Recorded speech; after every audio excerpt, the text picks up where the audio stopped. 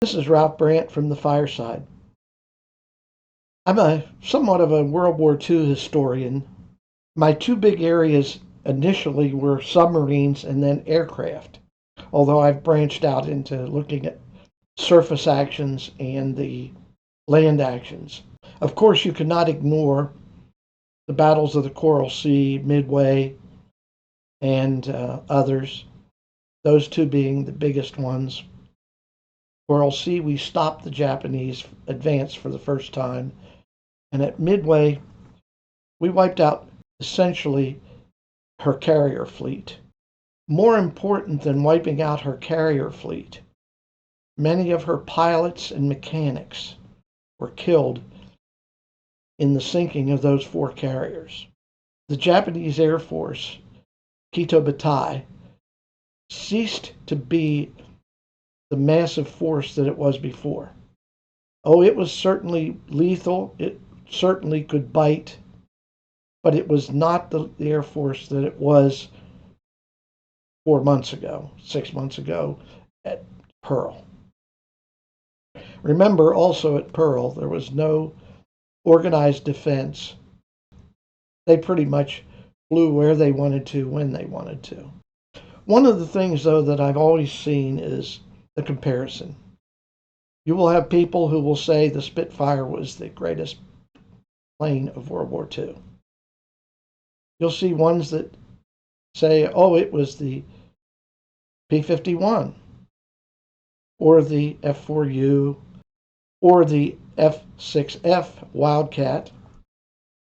And these three planes did a considerable heavy lifting of the war.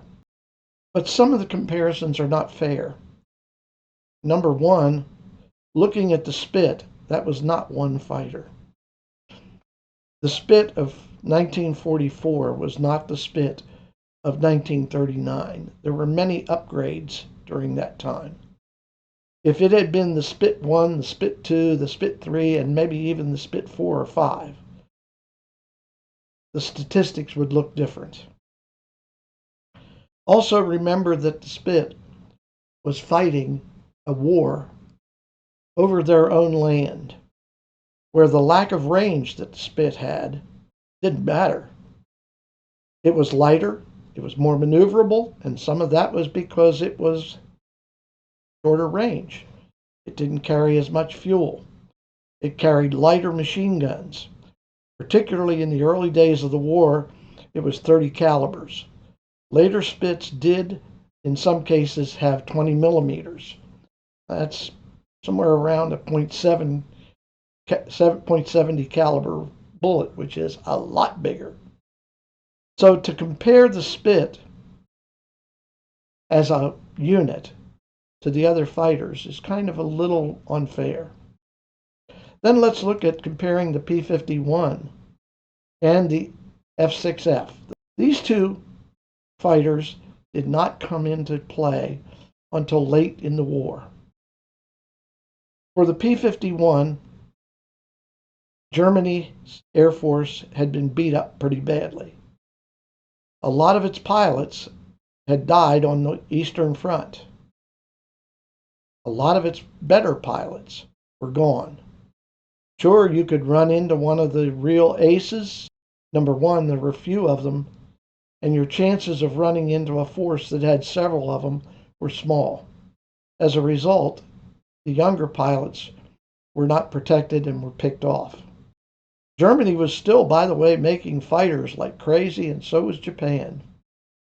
But the scarcity of pilots and the scarcity, more important, of experienced pilots was bad. In addition, the Japanese had a fatalistic attitude that in some cases caused pilots to sacrifice their life rather than try to get back home. A significant number of those would have made a difference later on. Now let's go to the actual one that I see the most. That's the P-47 versus the P-51. The P-47 was available right very near the beginning of the war. The P-51 not until after Germany had been pretty well beaten up on. To compare these is folly. Even the venerable P-40 that was there before the P-47 was fighting a more lethal force. And by the way, not doing it too badly. Again, the P-40 flew against the Japanese Zero. They did well. Likewise, the F4F that preceded the F6F flew against the Japanese Zero. Its scores were not impressive, but it helped decimate and wear down the Japanese Air Force. When the F6F came online and the P-51 came online, they were facing a very different enemy than the P-40 and P-38 pilots of the beginning of the war, and even the P-47 pilots of the middle. These comparisons are not valid. I personally love the F4U Corsair, my favorite plane. And I'll throw in a little bit of my own thinking. The F4U came in about the same time as the P-51. It was a carrier fighter. It did badly on carriers initially because of a left wing root stall problem. But once it was certified, and by the way, when it was handled to the Marines and they flew them off of land, the F4U's stats were impressive. But imagine this.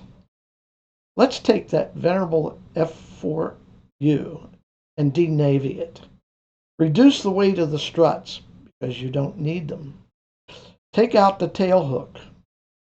Put a solid wing spar in that weighs less than the one that allowed you to fold the wings. Make it a land-based fighter. Drop maybe 900 pounds of weight. Stick a little bit more gas in it. About 700 pounds of gas will get you almost 100 gallons. And its range would have been impressive. Bomb load it could take off with was impressive as a fighter bomber or a ground attack. And by the way, it was used for that in Korea and capably. That would have been an awesome fighter. Also, the F4U is not noted for being anywhere but in the Pacific. The Brits don't want to admit this, but the Spit couldn't land on a carrier. Well, it could. After it landed on a carrier a few times, it was delicate enough that it wasn't flyable. They bought F4Us and flew them off their carriers in the Med and had some very good statistics with them. But you will see that in no British history unless you take a deep dive. The F4U admittedly only had 6 guns usually. They were Brownings, 50 caliber, great rate of fire, and great hitting power. These are some of the things that don't seem to get noticed. We need to, when we make comparisons, not be partisan. Like I could say, oh, the F4U is the greatest fighter. It wasn't. It was great, but it wasn't. I happen to like the P-50 or P-47. The P-51 had a weakness. It was water cooled, liquid cooled, really.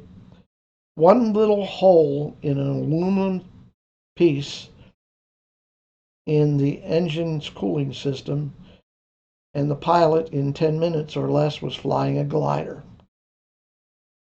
More than a few pilots wound up in German POW camps because of a single hit.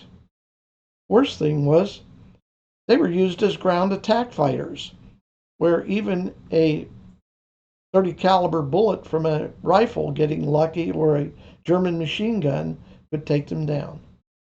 These are comparisons that often get made without considering all of the facts.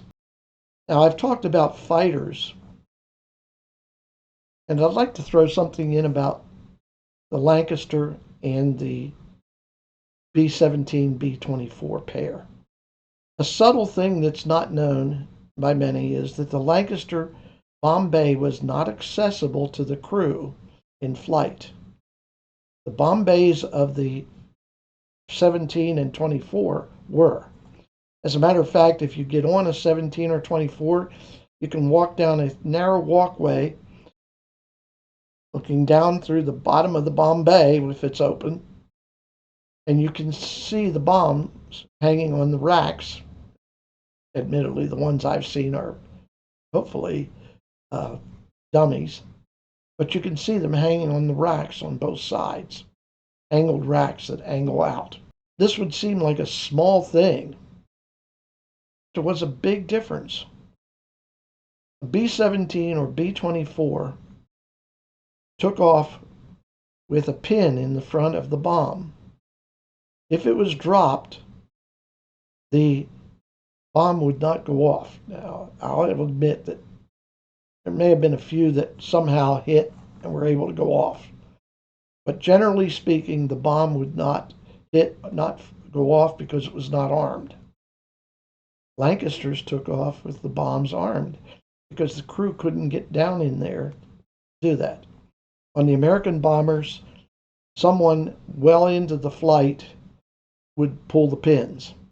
I just can't imagine walking that catwalk while you're in flight in a bouncing bomber with all of the paraphernalia that you were wearing. I just can't imagine that, but it was done on every mission.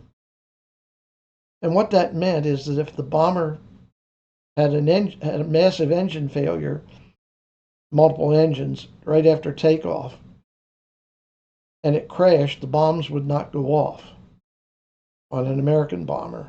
On a British one, who knows? This is things that nobody really talks about.